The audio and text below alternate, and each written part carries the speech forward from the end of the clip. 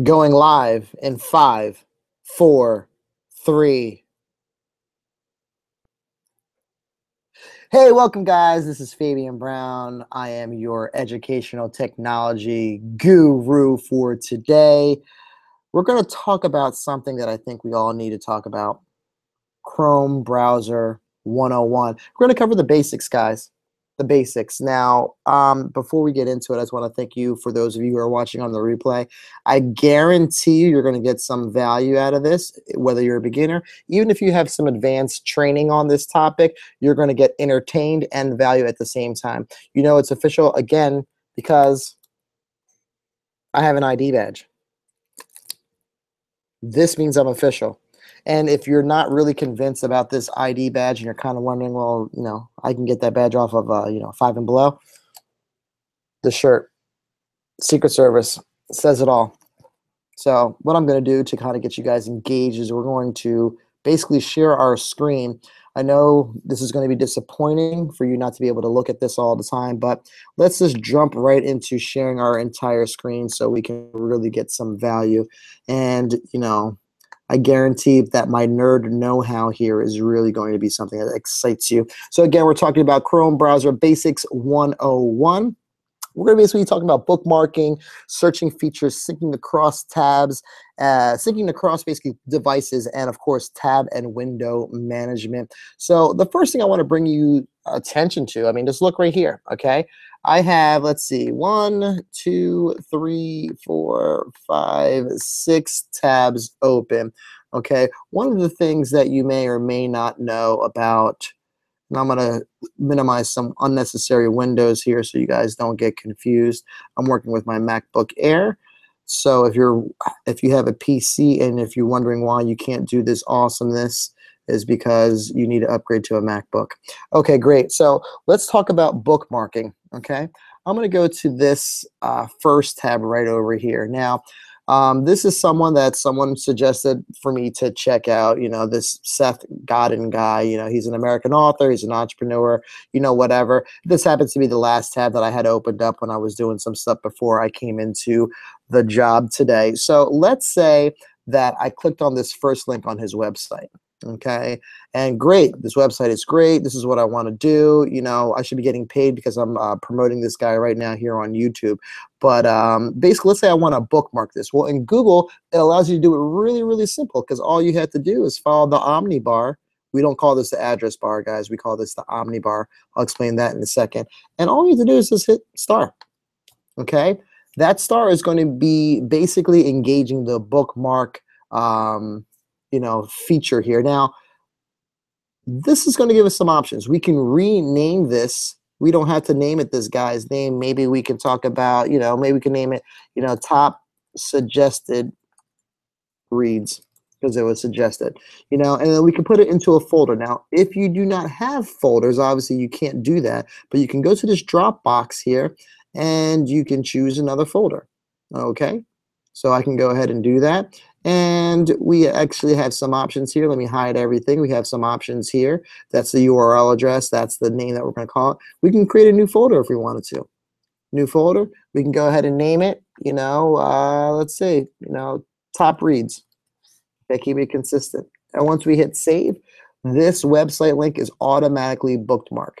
Now, here's where your bookmarks are going to live. Now, obviously, I've been doing some work on this for some time, but there's our top reads.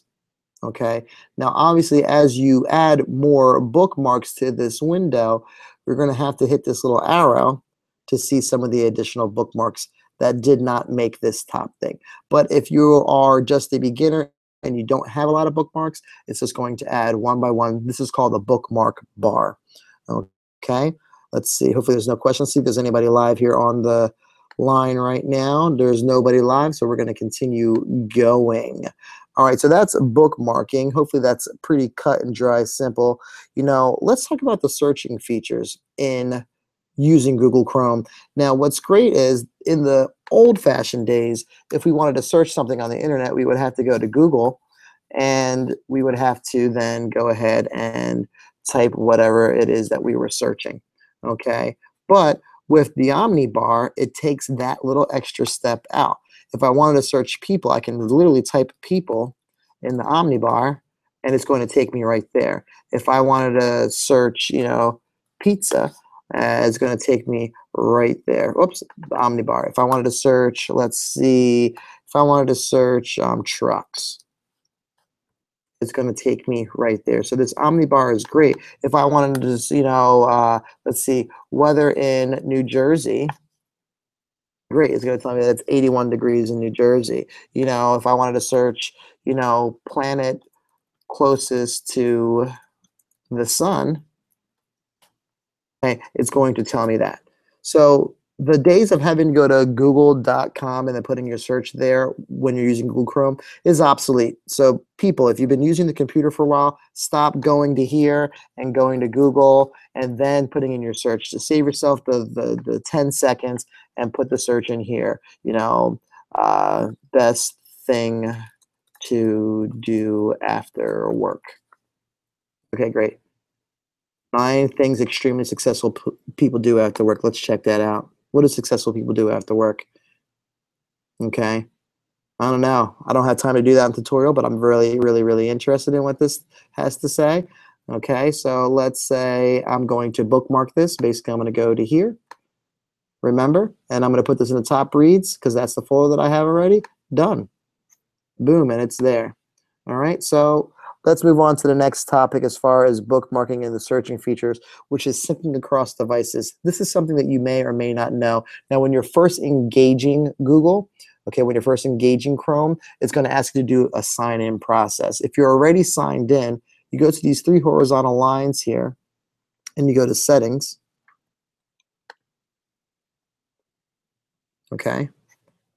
So account sign-in details are out of date. So it's asking me to sign in again. So I can click on here and I can put in my password. Those of you guys who want to know my password, it's I'm not going to tell you.com. Okay, great. So now I'm officially signed in. Now let's say for an example, let's say you weren't signed into this process. Let's see if I can click on this other Safari browser right here. And let's see. Oh, you know what? I can't do that because this is not a Google Chrome browser. So, basically the process is if I wanted to disconnect this Google account, I can do that. But unfortunately, as soon as I do that, that would end this broadcast, so I'm not able to do that here today.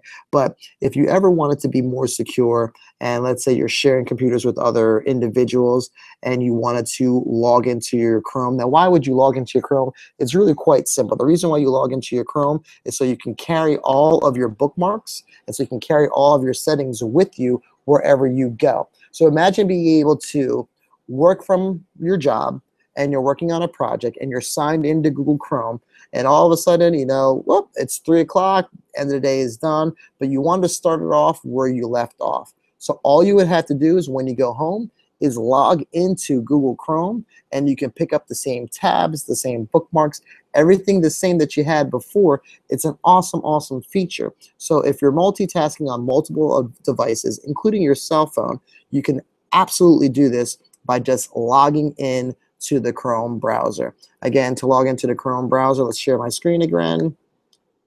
Okay, share.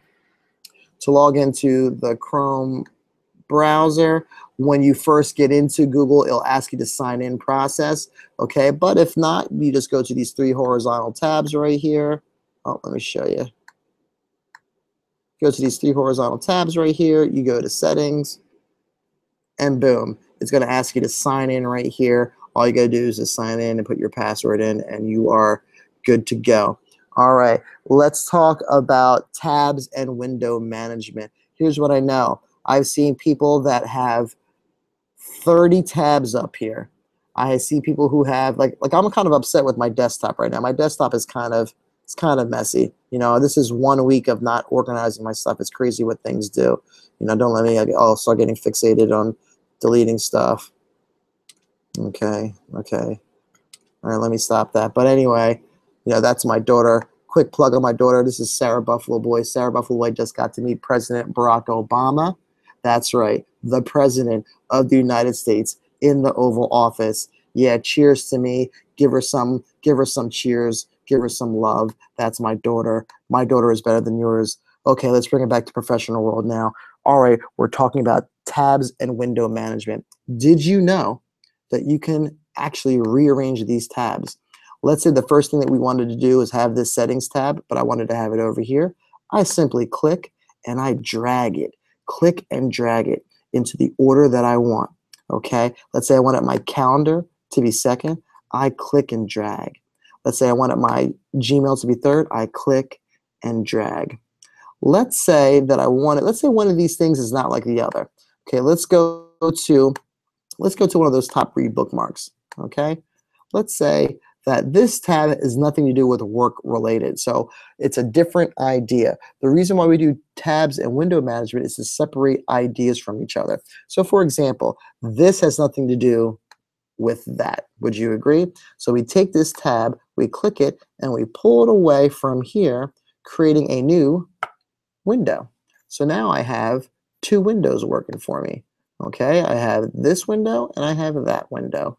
So I can toggle between the two windows and the two separate thoughts. So I can literally have a window that has all my, break time reading here. Okay, let's say I wanted to go to that other top reads, 9 things successful people do after work. So now I have one window that's focused on, personal development, or it's focused on things that's not work related. That's its own window. And my other thoughts are work related. So I'm going to keep the work related window all together. You understand? Okay. And basically, if you want to, let's say, push one tab into another, or push one tab from one window to another, you click on the tab, you click it, and you drag it up into the other window. It's really that simple. Oh no, I don't want it there. No problem. I click and I drag it out and I put it into this window. Okay, tab and window management is really important when it comes to productivity. It keeps you focused, guys. It keeps me focused on, here's a work-related window, here is a leisure-related window, and it keeps church and state separate. Hopefully you guys understand those things. Let's see if there's anything else that I can quickly demonstrate here for you in this quick tutorial on Chrome browsing. Oh, you know what? Apps and extensions. Okay, if you notice right here, these are extensions. Extensions will extend the functionality of your browsing experience. For example, if I want to do a Google Hangout, I have an extension right here that I can click, which is going to engage a Google Hangout. Okay, instead of having to go to any other way to get it, it's a quick 1, 2, 3. It extends the capability of my browsing experience. Then there's apps. To do apps, you can do a thing. You can search, Chrome Web Store. And go right here. Now, the Chrome Web Store is, you can add apps, you can have an extension experience. Now, obviously, this web store is managed by our domain here at a school district, but even if you're doing this for personal browsing, as long as you're logged into the Chrome browser, you can add apps and extensions, okay? You can toggle here by the category. Just go up here and do a search. Let's say I want to productivity. Okay, it's going to search all of the apps and extensions based on that. So more app results. Okay, so we have some examples of things that are going to help our productivity. For example, task timer. Maybe you have a problem of, not time managing yourself well. Well, I can look at this task timer. I can click on here. I can read the overview of what this task timer is all about. I can read reviews on what other people thought about it, see how many stars they gave it. Okay, I can see what kind of support this app has. Okay, and if this was not exactly it, but I wanted something like this, I can hit the related tab and look at some other related things as well to keeping me keep my productivity on point. Now, again, if you are a teacher, maybe you want to focus on some apps that deal with math. Okay, so I click on math, and then here we go. We have a whole result of different apps that you can use to supplement education inside of your classroom. This is a highly underused feature that Google Chrome browser offers teachers, here's what I know. I know you have curriculum, and if you don't, speak with your curriculum director or your superintendent about that. But even with the best curriculum out there, whether you're using Pearson or some of the other products that are out there, here's what I know about supplementing some educational tools. The App Store has everything that you really, really need. Google Play for Education, if you have an account, is also a great place to do that. I won't go over that in this tutorial because not everyone is going to have access to Google Play for Education. But these are some great features. If you wanted apps that were just made by Google, you can, toggle between some of these filters right here. Okay, if you didn't want to pay for apps and you want it to be free and by Google, again, just check that off and it's going to basically sort the things out for you. Okay, you can also, you see here, guys, it's self-explanatory on the different filter features that it has. And again, the category feature is great because if you really wanted to look for things just educational, okay, academic resources, family, teacher and admin tools, you can literally productivity like we talked about earlier, social and communications, okay? They make things stupid simple for you guys. Google is really a great product and service that makes things super, super easy. And you know the saying about technology, when it works, it works. When it doesn't work, use a paper and a pencil. Okay, so that's basically my tutorial for today on Google Chrome browser. Hopefully you got some value out of this. If you have any questions, don't hesitate to leave a little comment in the comment field. Reach out to me through Google Hangout. You can email me at fbrown@mountingfromschools.com. Here's what I know. You're going to make it a great day because you just got done watching this video.